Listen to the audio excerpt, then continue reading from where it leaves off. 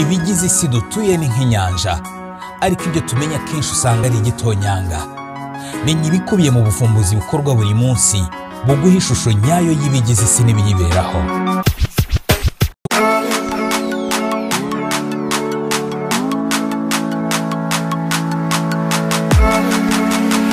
Bisa nkaho twese dufite udukoko twitwa Demodex tuba ku masura yacu tukabana natwo ubuzima bwacu bwose. Ni udukoko tugira amaguru menshi dutoya cyane kandi tutagize icyo dutwaye umuntu. Abahanga banavuga ko dushobora kugaragaza amateka y'impinduka zitandukanye zagiye ziba ku kiremwa muntu. Mu yandi magambo, ufite udukoko twituriye mu isura yawe. Ntushobora kutubonesha ijisho ariko turahari. Ni udukoko two mu bwoko bw'amaparasite ukunze gusanga dufite amaguru 8 tujya gusa n'ibitagangurirwa. Abahanga bagaragaza ko hafi buri muntu ku isi agira utwo dukoko mu isura ye. Tumara igihe cyose cy'ubuzima bwatwo ku masura yacu, aho tuvana ibidutunga tukahororokera, tumwe tugapfa havuka utundi.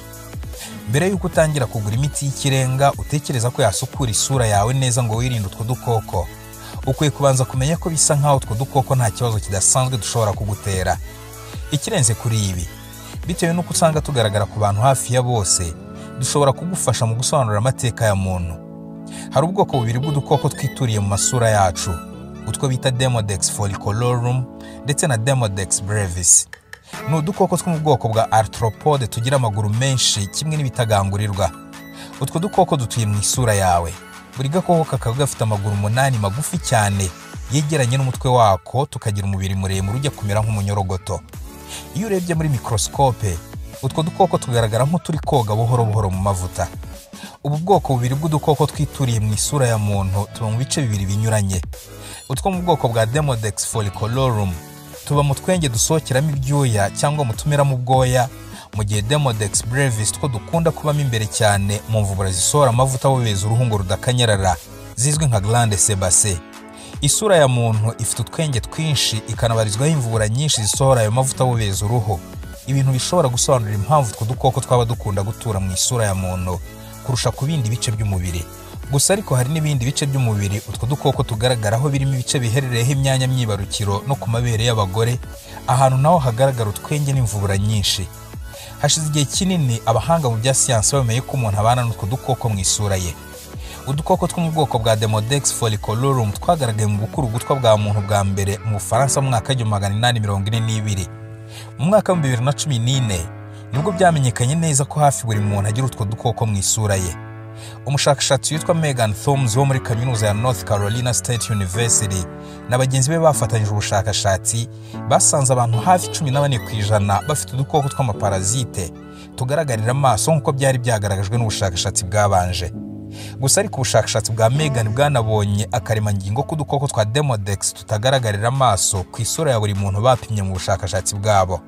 Ibi ni ikimenyetso kigaragaza ko buri muntu yaba afite utwo dukoko twituriye mu isura ye, kandi wenda twinshi nubwo bitoroshye kumenya umubare nyawo ku isura ya buri muntu. Umushakashatsi Megan Thoms avuga ko umuntu umwe adashobora kujya munsi y'udukoko 100 twituriye mu isura ye, bitewe n'uko umuryango munini w'utwo dukoko ushobora kuba ugizwe n'utubarirwa mu bihumbi. Mu yandi magambo, ku rugohero rumwe hashobora guturaho udukoko 2.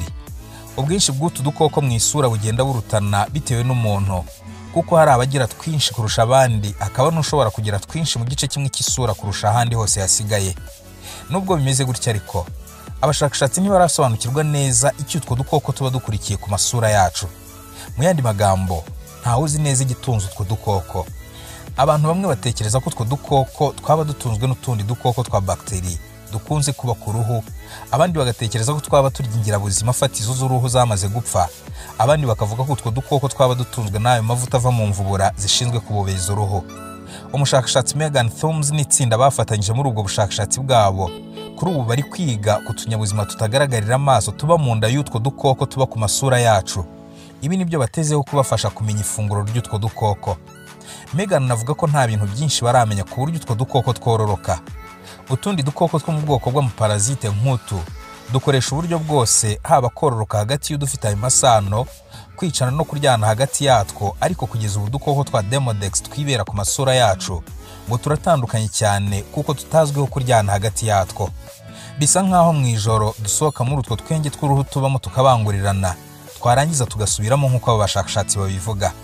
Ikintu cyonyine babashije kumenya ni ikijyanye n'amagi y'utwo dukoko, kuko babashije gufata kuri kamera amashusho y'agakoko ka Demodex gatera igi. Ayo mashusho n'ubu akaba agaragara ku rubuga rwa YouTube. Udukoko twa Demodex tw'utugore duterera amagi yatwo mu twenge tw'uruhu tuba dutuyemo, ariko bivuga ko twaba tudatera menshi.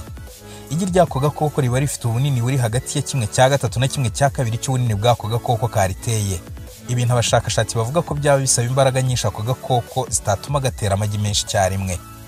Birashoboka ko kaba gatera igi rimwe kuko arenze rimwe bitoroshye ko yakwirwa mu nda yako ugendeye ku bunini bwako. Ikindi kivuga kuri utu dukoko twituriye mu masura yacu nuko tutagira umwanya wasohokeramo imyanda ivuye mu mubiri wako, ibyo twagereranya no kwituma biba ku bantu. Ibi ariko ntibikuraho ko dukenera gusohora iyo myanda, ku buryo bivuga ko hari igihe kigera kagaturika kubera umwanda uba umaze gukabamo mwinshi wabuze uko usohoka, nubwo nanone hari abafatiye ingingo nk'amakabya nkuru. Bivuga ko utwo dukoko twibikamo umwanda watwo kugeza dupfuye. Iyo ako gakoko gapfuye, umubiri wako utangira kuma, imyanda kari gafite mu mubiri kanyangira ku isura yawe, nubwo nyine nabwo udashobora kwibona bitewe n'uko bitagaragarira amaso. Ushobora kubyumva gutya bikagutera ubwoba, ariko igitangaje nuko ibi byose bibera mu isura yawe ntubimenye, bigaragaza ko utwo dukoko twaba nta ngaruka igaragara tugira ku mubiri wawe. Nitwa Cyprien Mupenzi Ngendahimana.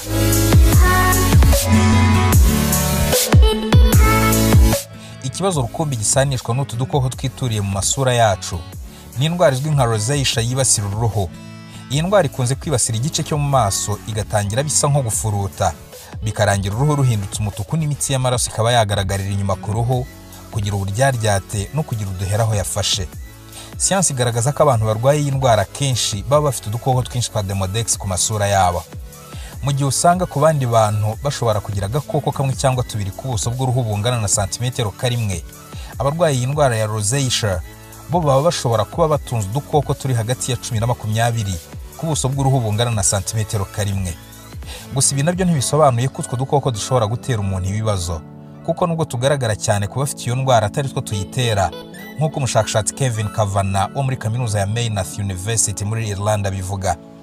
Mu bushakashatsi yasohoye mu mwaka wa 2012 yasobanuye neza ko indwara ya rosacea iterwa n'impinduka zibera imbere mu ruhu rw'umuntu.